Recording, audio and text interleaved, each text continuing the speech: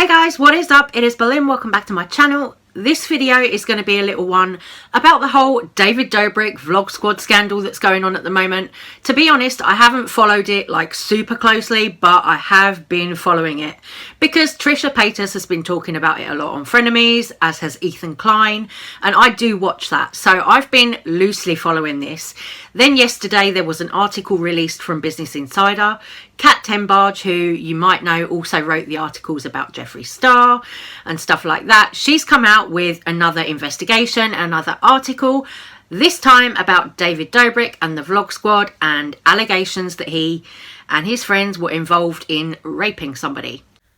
Last night, Kat Tenbarge from Business Insider put out an article that she'd written about David Dobrik and the Vlog Squad. In this article, there is a young woman claiming that she was raped in 2018 by a member of the Vlog Squad and that David Dobrik was implicated in it. So we're going to have a look at some of the article right here. It says, at the time in November 2018, David Dobrik was about to surpass 10 million YouTube subscribers and was well on his way to being one of the platform's biggest stars. David and the Vlog Squad are known for their fast-paced comedy videos that have been described as half-scripted. The content feels like a mix of reality TV, improv, and situational comedy. The girl who's accused David Dobrik of this is under the name of Hannah. That's not her real name, but Insider apparently does have their real identity. Reading through the Insider article, they go on to say that some of the students had been chatting over Instagram with a Vlog Squad member. I've got the clip of that here. This clip is David Dobrik in an interview talking about how it was arranged that they would meet these girls. My buddy Dom made an Instagram story and he's like, I want to have a fivesome tonight, hit me up. And this girl hit him up and she's like, I have friends. And she sent over all her friends' Instagram links. And he's like, yeah, come through. And 7 of them ended up showing up. And then they all, they were, when they all got there, they were like, oh, no, I don't want to have sex. I don't want to have sex. And then blatantly in front of everybody. Yeah. Well, they didn't want to have sex, except 2 of the girls wanted to have sex. So he just ended up having a threesome, which was still his first threesome, and it was very exciting for him. So well, you guys sent like 3 of your friends in to confirm it was happening. Yeah, I mean, he didn't have sex with them unless we saw it with our own eyes. There's been a lot to this story. Trisha Paytas and Ethan Klein have been covering it a lot on the Frenemies podcast that they do together. Trisha Paytas has talked a lot about how the girls were allegedly kind of plied with alcohol, and that some of them were underage, under legal drinking age. Trisha Paytas backs up the girls' claims, saying that yes, the girls were bought alcohol by the Vlog Squad to loosen them up, to get them in the mood to have sex. I don't know how much truth there is to any of these allegations, but this is what Trisha had to say about it last night. She said it was clear as day. In that vlog, Jeff and Todd from the Vlog Squad were there at the beginning, as was me and Jason, so Jason Nash. Only difference is me and Jason left once the alcohol thing started getting involved. Jonah, Jeff and Todd listened in after they made a cut in the vlog saying the girls were convinced. So this group of college students who were David Dobrik fans got in touch with them via Instagram, as you saw, and then went round to film. Jason Nash and Trisha were there, but as Trisha said, she and Jason Nash both left. They both left around midnight, according to old videos on Trisha and Jason's channel. You can see Trisha there clearly saying, oh, we left around midnight. I've actually got that video clip, so I'm going to pop that in here too. And then we went to David's apartment, and he was trying to set up an orgy for Dom, which I said, I'm like, nothing's going on. You can't do that. You can't set up something like that. Like, even like threesomes, we were like, oh, let's have a threesome. Like, it's something you can't set up. Like, that's something that just happens. It happens. Right. It's not like you can plan it. Like, and if you do plan it, it's all awkward. Like, really? I mean, that was, yeah. The girls were nice, though. They all were Trish fans, so I was all about that. But I hate her. But then again, we left. True, at midnight, which, midnight is when the party gets started, some people might say. But what I shouldn't have class till 10:40 this time. I know. That's, like, literally, though. Like, it's so interesting because, like, you always hear people go, oh, that's how you know you're getting old. But, like, that's literally how you know you're getting old because, like, I used to be able to stay out till, like, 6 a.m., like, every night. So, allegedly, after Jason and Trisha had both left, that is when this non-consensual sex is supposed to have happened. So I don't know what the real truth is here, but you know, we can only go on the clips and the kind of evidence that we've got. But there you can very clearly see at the time Trisha Paytas was dead against the whole idea of trying to set these girls up in a threesome. These young fans that had gone round to film in the vlog, you can see Trisha has been very vocal about this whole thing as well over on the Frenemies podcast that she does with Ethan Klein. I've kind of been following it loosely because I don't really like to get too deep into these topics. I find with things like rape allegations and stuff, it can get very messy, and also, you know, it's just very difficult to talk about because it can be kind of triggering and, you know, not very pleasant to talk about. So I don't really want to go deep diving into this one at all. But, you know, you can clearly see Trisha has been against what the Vlog Squad were doing with those young girls. She spoke out about it at the time, and, you know, nobody paid attention to her, it seems. So funny how now it's all kind of come to light. David Dobrik yesterday put up an apology video.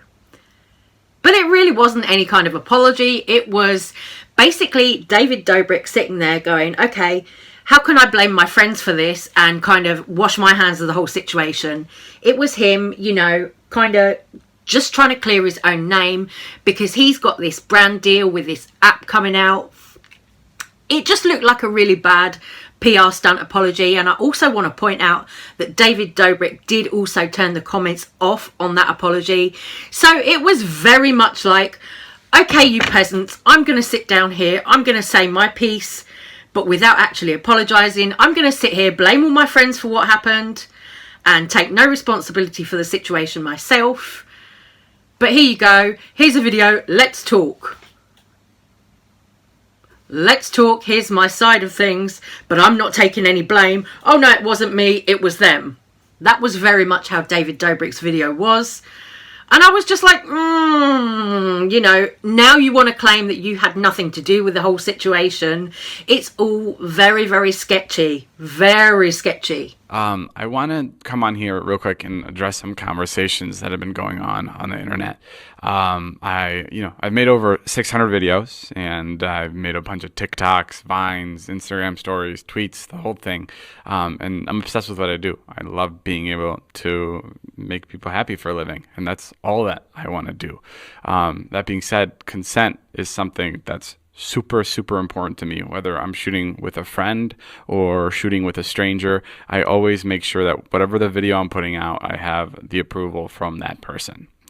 And I also acknowledge that there's times where a person can change their mind and they decide that they no longer want to be associated, or they no longer want to be in the video that I'm putting up, and then I'll take the video down. And there's also been moments where I've looked back on videos and I realize that these don't represent me anymore and they're hurtful to other people, and I don't want them up because I've grown, you know, as a content creator and as a person, and I don't agree with some of the videos I've posted.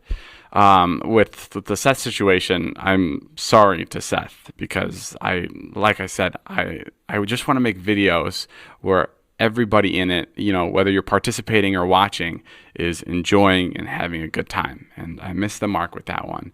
And I'm really sorry. I truly am. And with people in my life that I don't film with anymore, like Dom and, you know, the other people that I no longer film with, I chose to distance myself because I don't align with some of the actions, and I don't stand for any kind of misconduct, and I've been really disappointed by some of my friends, and for that reason, I've separated from a lot of them.